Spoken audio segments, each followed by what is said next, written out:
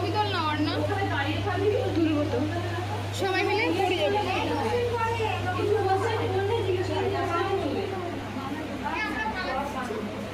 আর কেউ